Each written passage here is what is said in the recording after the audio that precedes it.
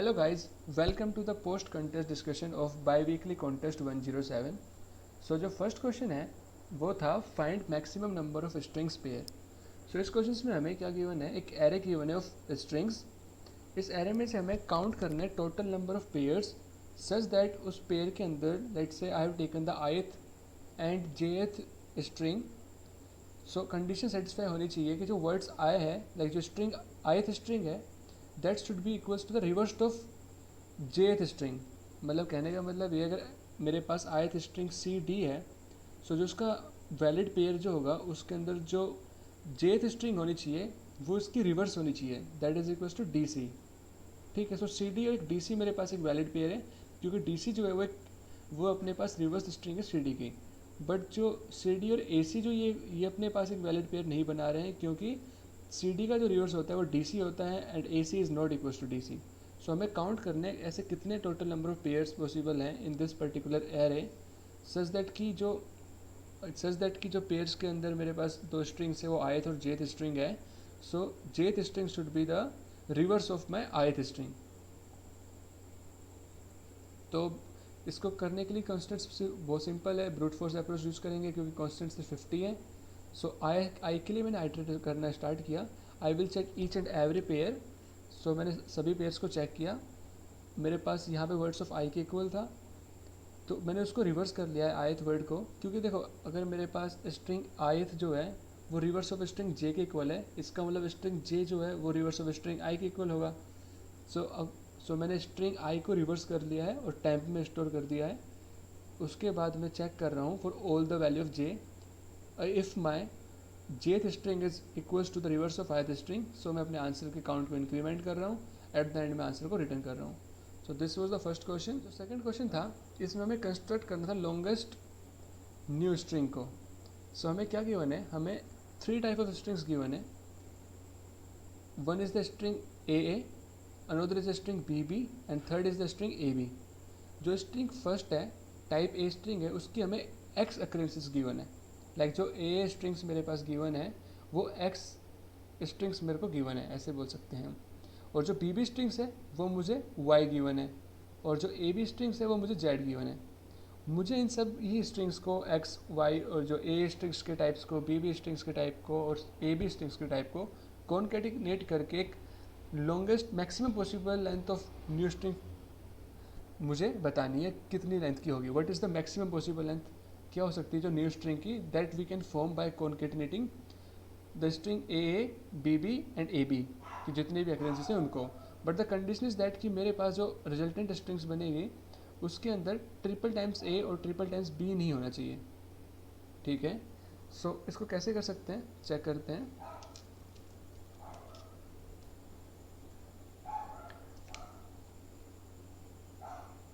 सो देखिए जो एक्स मुझे गिवन थे वो मुझे अक्रेंसेस गिवन थे ऑफ स्ट्रिंग ए.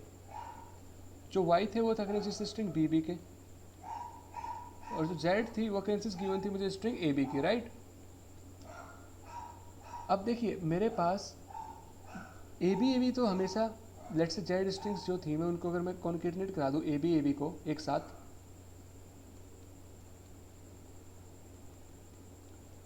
सो ये हमेशा वैलिड है. इसके अंदर मुझे ट्रिपल टाइम्स ना तो ए मिल रहा ना ट्रिपल टाइम्स बी मिल रहा. सो इसकी लेंथ तो क्या हो जाएगी 2 इंटू जेड हो जाएगी. राइट, अब लेट्स से कि मेरे पास दो कंडीशंस पॉसिबल थी. एक्स मेरे पास तीन कंडीशन एक्चुअली पॉसिबल है. एक्स मेरे पास वाई के इक्वल है, इसका मतलब जो मेरे पास ए जितनी स्ट्रिंग्स अक्रेंसेस से मुझे ए स्ट्रिंग्स गिवन है उतने ही मुझे count of B B strings भी गिवन है. तो मैं क्या कर सकता हूँ एंड में लेट से ए बी बी अटैच कर दूँ. ऐसे ही मेरे पास सिंस फिर से मैं ए बी कर देता हूँ. सिंस मुझे जो एक्स और वाई की जो अक्रेंसेस है केस वन में वो इक्वल है सो एट द एंड भी मेरे पास ये एक्स नंबर ऑफ टाइम्स मेरे पास टोटल बन जाएंगे. ठीक है, ऐसे मेरे पास टोटल कितने नंबर ऑफ टाइम्स होंगे, X number of times. Y, क्योंकि मेरे पास ए की अक्रेंस भी एक्स टाइम्स है और बी की अक्रेंस भी एक्स टाइम्स है. सो इसका आंसर क्या हो जाएगा यहाँ से, सिंस देखो टोटल लेंथ 4 है और ऐसे मेरे पास जो टोटल 4 लेंथ की जो सब्सटेंस है वो कितनी है, एक्स नंबर ऑफ टाइम्स है. सो 4 इंटू एक्स, या फिर मैं इसको बोल सकता हूँ ये इक्वल किसके है, 2 लेंथ की तो मेरे पास एक्स स्ट्रिंग्स ए जो स्ट्रिंग्स है वो एक्स टाइम्स अगर कर रही है और जो बी स्ट्रिंग्स है वो वाई टाइम्स अगर कर रही है. बट ए x और y इक्वल है तो मैं y को x से रिप्लेस कर देता हूँ, तो मुझे उससे 4x मिला है। ठीक है, हम ऐसे भी सोच सकते हैं। केस 2 क्या कहता कि जो मेरे पास a वाली अक्रेंसेस वाली स्ट्रिंग से वो ज़्यादा है bb वाली स्ट्रिंग से। तो देखिए क्या होगा, मेरे पास जो y नंबर ऑफ टाइम्स तो ये हो जाएगा, क्योंकि देखो a ज़्यादा है, इसका तो काम सॉर्टेड है कि मैं सभी bb को एक साथ अटैच कर देता हूँ, तो मुझे 2z टाइम्स की जो लेंथ ऑफ स्ट्रिंग है वो तो मिल ही जाएगी। उसके बाद मेरे पास a की जो अक्रेंसीज है वो ज़्यादा है bb के अक्रेंसी से। सो जितने भी मुझे bb के अक्रेंसीज गिवन है उन सबको तो मैं कॉन्केटिनेट करा ही लेता हूँ।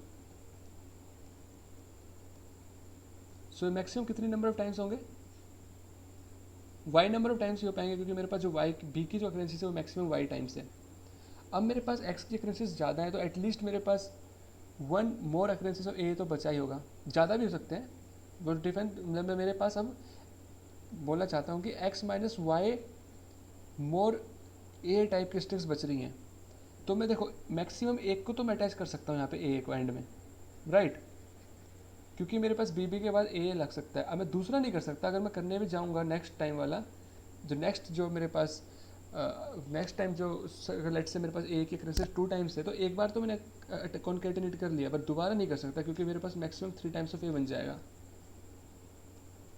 मैक्सिमम एक बार ही कॉन्केटिनेट करा सकता हूँ, और आगे भी नहीं करा सकता कॉन्केटिनेट, क्योंकि आगे भी कराऊंगा तो फिर से मुझे 3 टाइम्स ऑफ a मिल रहा है।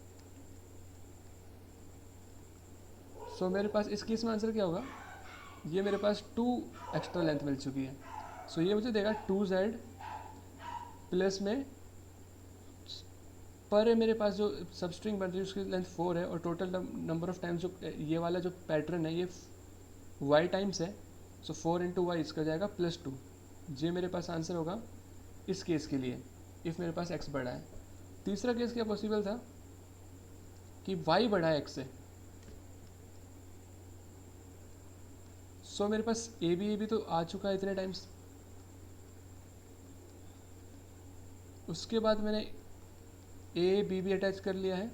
ये पैटर्न मैं कितनी बार कॉन्केटिनेट करा सकता हूँ, क्योंकि मेरे पास इस बार x कम है, मतलब जो a की अक्रेंसी से a वाली जो सबस्ट्रिंग से वो स्ट्रिंग से वो कम है मेरे पास, तो ये मैक्सिमम ये कितनी बार होगा, x टाइम में इस वाले पैटर्न को कॉन्केटिनेट करा सकता हूँ, राइट। अब मेरे पास bb की जो अक्रेंसी है वो अभी भी बच रही है, इट इज़ नॉन जीरो। सो एक जो मेरे पास होगी अक्रेंस उसको तो मैं स्टार्टिंग में अपेंड कर सकता हूँ, bb हो गया, ठीक है। बट जो उसके अलावा जो होंगी और अक्रेंसीज, ना तो मैं उसको एंड में अपेंड कर सकता, क्योंकि करूँगा तो मेरे पास 3 मिल जाएगा, ना मैं इसको स्टार्टिंग में अपेंड कर सकता, स्टार्टिंग में करूँगा तो फिर से मुझे 3 मिल जाएगा।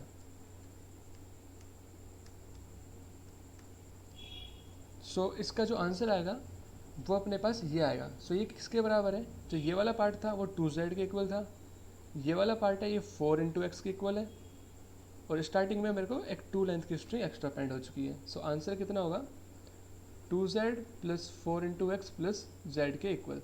सो 3 केसेस देखेंगे आंसर क्या है। अगर मेरे पास x इक्वल्स टू वाई है, so answer would be nothing but 2 into Z plus 4 into x. So answer इस केस में क्या था, मैं यहाँ पे लिख देता हूँ। इस केस में जो आंसर था वो था 2z प्लस 4x। इस केस में आंसर था 2z प्लस 4y प्लस 2। इस केस में आंसर था 2z प्लस 4x प्लस 2। सो ये इसका क्वेश्चन नंबर 2 था। हालांकि मैंने थोड़ा अलग से किया था इसका आंसर, क्योंकि देख रहे हो अपने पास मिनिमम नंबर ऑफ टाइम्स मेरे पास ऐड कर रहा हूँ। जब यहाँ पे देखिए, जब मेरे पास y मिनिमम था तो मैंने 4 टाइम्स में y को ऐड किया, जब x मिनिमम था तो 4 मल्टीप्लाई x किया, जब y मिनिमम था तो 4 मल्टीप्लाई y किया, जब x मिनिमम था तो 4 मल्टीप्लाई x किया, ठीक है। और मेरे पास अगर इनका जो डिफरेंस था, जब मेरे पास x is does not equals to y था, सो जो डिफरेंस होगा वो नॉन जीरो होगा। उस केस में मैं 2 एक्स्ट्रा ऐड कर रहा हूँ, जो ये वाला 2 है। जब दोनों इक्वल होंगे तो उनका डिफरेंस जीरो होगा, उस केस में मैं 2 को ऐड नहीं कर रहा हूँ। सो ऐसा करने से मुझे आंसर रिटर्न हो रहा है। So the C problem name is decremental string concatenation. So इस क्वेश्चन में हमें क्या गिवन है, हमें एक एरे गिवन है दैट कंटेनिंग n स्ट्रिंग्स, और हमें एक रिजल्टेंट स्ट्रिंग फाइंड करनी है जो str ऑफ n-1 होगी इनिशियली जो स्ट्रिंग गिवन है हमें वो वर्ड्स ऑफ जीरो के इक्वल है। उसके बाद हमें इसमें n-1 ऑपरेशंस परफॉर्म करने हैं। ith ऑपरेशन में क्या बोला है कि जो रिजल्टेंट स्ट्रिंग मुझे i-1th ऑपरेशन में मिली थी उसके या तो मैं एंड में मैं वर्ड्स ऑफ आई जो मेरी ith स्ट्रिंग है उसको अपेंड कर दूं, या फिर मैं उसके या फिर मैं जो अपने पास रिजल्टेंट स्ट्रिंग मिली थी मुझे i-1th ऑपरेशन में उसके स्टार्टिंग में वर्ड्स ऑफ आई को अपेंड कर दूं। ठीक है, ये दो ऑप्शंस मेरे पास अवेलेबल है एट ईच ith इंडेक्स। मुझे बताना है कि what is the minimum length of resultant string जो मुझे परफॉर्म n-1 ऑपरेशन परफॉर्म करने के बाद मिलेगी उसकी मिनिमम लेंथ कितनी होगी। बट ट्विस्ट है यहाँ पे, जब भी मैं जॉइन ऑपरेशन परफॉर्म कर रहा हूँ अगर मेरे पास जॉइन करते टाइम फर्स्ट स्ट्रिंग जो है उसका एंड करेक्टर सेकंड स्ट्रिंग के फर्स्ट करेक्टर से मैच हो जाता है तो हमें एक कॉमन करेक्टर को एक को डिलीट करना होगा। अगर मैच नहीं होता तो हमें उसे एज इट इज़ ज्वाइन कर सकते हैं। इसको एग्जाम्पल को समझते हैं। देखिए ए बी और मैं बी ए को ज्वाइन कर रहा हूँ तो इसका जो एंड करेक्टर है फर्स्ट स्ट्रिंग का वो सेकंड स्ट्रिंग के फर्स्ट करेक्टर से मैच कर गया तो मुझे डिलीट कर दिया ए बी ए मिला। यहाँ पे देखिए इनको ज्वाइन करते टाइम स्टार्टिंग और एंडिंग करेक्टर कॉमन नहीं है तो उसको मैंने एज इट इज़ ज्वाइन कर दिया है। सो हमें बताना है कि what is the maximum length possible, minimum length possible by performing such kind of joining operations n-1 times on my starting string that is equals to words 0। ठीक है, so first example को समझते हैं। हमें ए बी और B C given है first example में।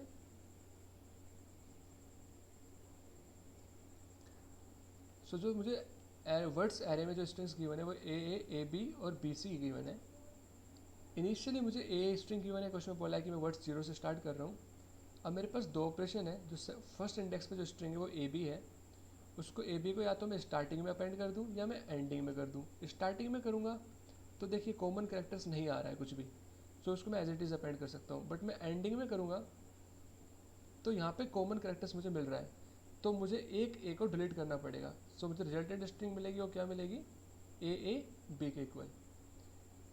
Same फिर से देखते हैं बी सी के लिए। बी सी को स्टार्टिंग में अपेंड कर दूंगा तो मुझे स्ट्रिंग मिलेगी ये। बी सी को मैं एंडिंग में अपेंड कर दूंगा तो मुझे स्ट्रिंग मिलेगी ये।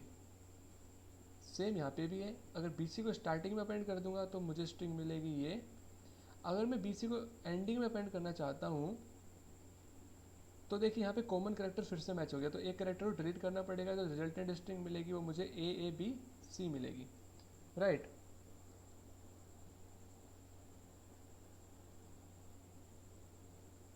ये मुझे स्ट्रिंग मिलेगी। So out of the 4 possible strings जो मुझे मिल सकती है परफॉर्मिंग n-1 ऑपरेशंस, उसमें से जो मिनिमम लेंथ है वो इसकी है जो 4 के इक्वल है। So answer for this question is 4। अब इसको सोचते हैं इसको इम्प्लीमेंट कैसे करेंगे। अगर हम हर केस पे हर आयत ऑपरेशन हर इंडेक्स पे वर्ड्स ऑफ आई को स्टार्टिंग में या एंडिंग में अपेंड करते चलेंगे, so we are actually taking 2 to the power n times. ठीक है, और हर अपेंड करते टाइम भी हमें बिग ऑफ n टाइम लगता है। सो इतना time complexity will be required to perform the brute force to implement this particular approach through brute force। ठीक है, बट हम ऐसा नहीं कर सकते, हमें ऑप्टिमाइज करना है क्योंकि जो n है क्वेश्चन में गिवन वो काफ़ी लार्ज है, that is 10 to the power 3 के इक्वल है। ठीक है, और ये L होगा एक्चुअली में लेंथ ऑफ द स्ट्रिंग, और जो लेंथ ऑफ स्ट्रिंग है वो 50 गिवन है। So still it's a very high time complexity. तो अब देखिए अगर क्या हम यहाँ पे कर क्या रहे हैं, ये ए नेक्स्ट ऑपरेशन पे जाके नेक्स्ट इंडेक्स पे जाके क्या बताता है। एक तो हमें क्या पता चल रहा है यहाँ से कि इसका स्टार्टिंग कैरेक्टर क्या है, इसका एंडिंग कैरेक्टर क्या है। उसी के अकॉर्डिंग तो हम जज कर पा रहे हैं कि जो मेरे पास रिजल्टेंट स्ट्रिंग बनेगी उसमें मुझे जो नेक्स्ट जो एंडिंग कैरेक्टर होता है या कॉमन कैरेक्टर होता है उसको डिलीट करना है या नहीं करना है।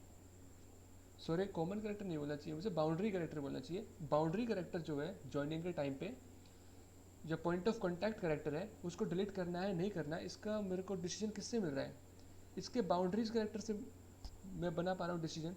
तो एक्चुअली में इस कंप्लीट स्ट्रिंग को यूज़ करने की ज़रूरत ही नहीं है। अगर मुझे इसके बाउंड्रीज एंडिंग और स्टार्टिंग कैरेक्टर्स मिल जाए उससे मैं काफ़ी कुछ डिटरमाइन कर सकता हूँ। ठीक है, लेट्स से इसका स्टार्टिंग और एंडिंग कैरेक्टर ए है मेरे को इनिशियली। जब मैंने इस वाले ऑपरेशन को परफॉर्म कर लिया तो मुझे स्टार्टिंग और एंडिंग कैरेक्टर्स ए बी मिलेंगे। जब मैंने इस वाले को परफॉर्म किया होता तो मुझे बी मिलते हैं स्टार्टिंग और एंडिंग कैरेक्टर्स। इसको परफॉर्म करने के बाद AC मिलते हैं। अब मैं बताता हूँ इससे आंसर कैसे आ रहा है वो देखते हैं।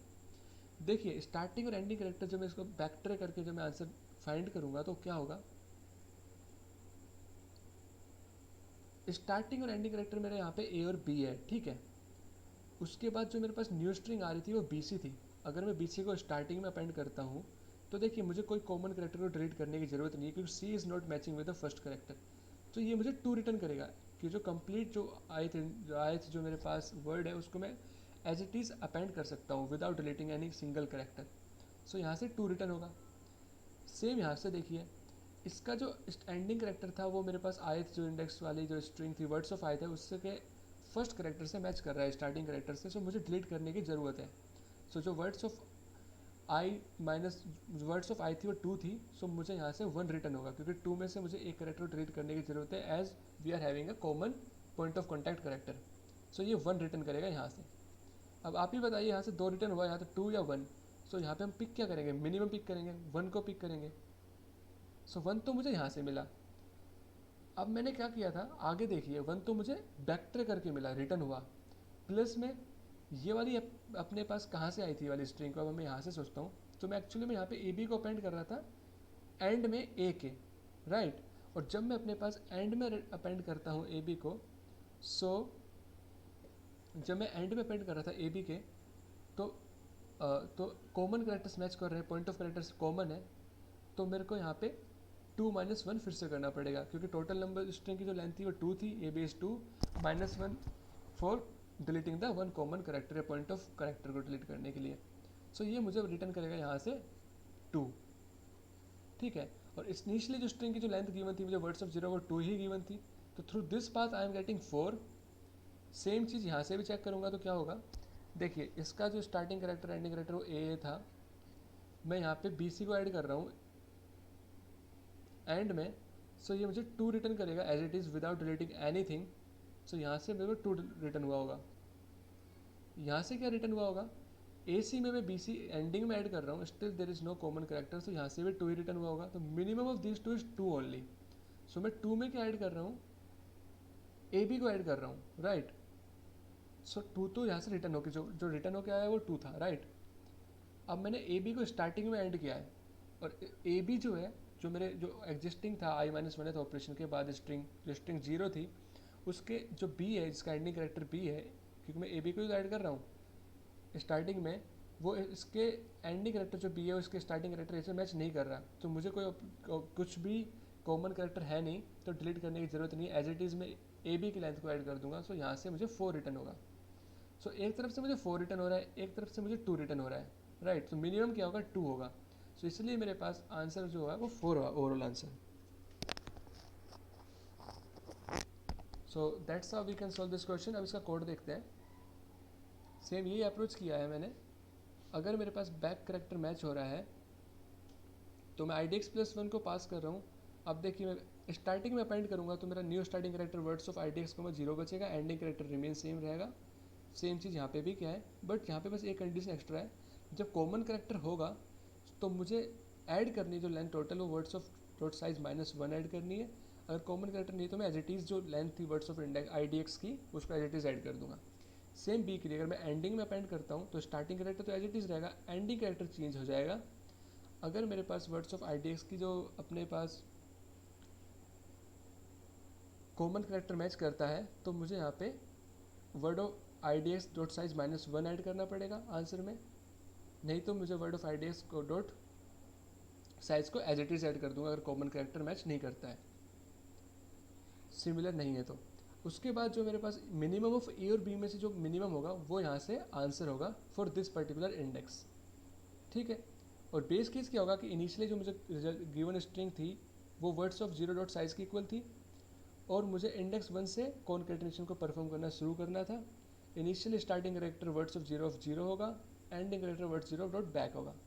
अब इसको मैंने क्या करा, अभी भी इसकी कॉम्प्लेक्सिटी काफ़ी हाई है, एक्सपोनेंशियल है, बट इसको मेमोराइज कर सकते हैं अब हम, क्योंकि हमारे पास जो डायनेमिक वेरिएबल्स हैं, डायनेमिक पैरामीटर्स हैं इन दिस फंक्शन, वो IDX है, ST है स्टार्टिंग करेक्टर है और एंडिंग करेक्टर है। सो जो कॉन्स्टेंट्स हैं वो IDX की वैल्यू मेरे पास रेंज है 0 to 1000, तो मैंने 1000 रेंज का एक फर्स्ट स्टेट बनाइए, जो यहाँ पे लोअर केस अल्फ़ाबेट से, तो लोअर केस अल्फ़ाबेट्स 26 होते हैं, तो स्टार्टिंग के लिए 26, एंडिंग के लिए 26। सो इतनी डीप स्टेट्स बनेंगी, उसके थ्रू मैंने यहाँ पे जो फाइनल रिजल्टेंट आंसर था उसको डीप स्टेट्स में स्टोर किया है। और यहाँ पे अगर ऑलरेडी कंप्यूट कर लिया उस स्टेट्स के लिए मैंने आंसर, तो मैं डायरेक्टली डीपी से रिटर्न कर दूंगा। Like it's a very simple way of memorising, ठीक है। I hope you know that. उसके बाद मैं फाइनली अपने आंसर को रिटर्न कर दूंगा। So this is the simple code for C problem. Now D problem was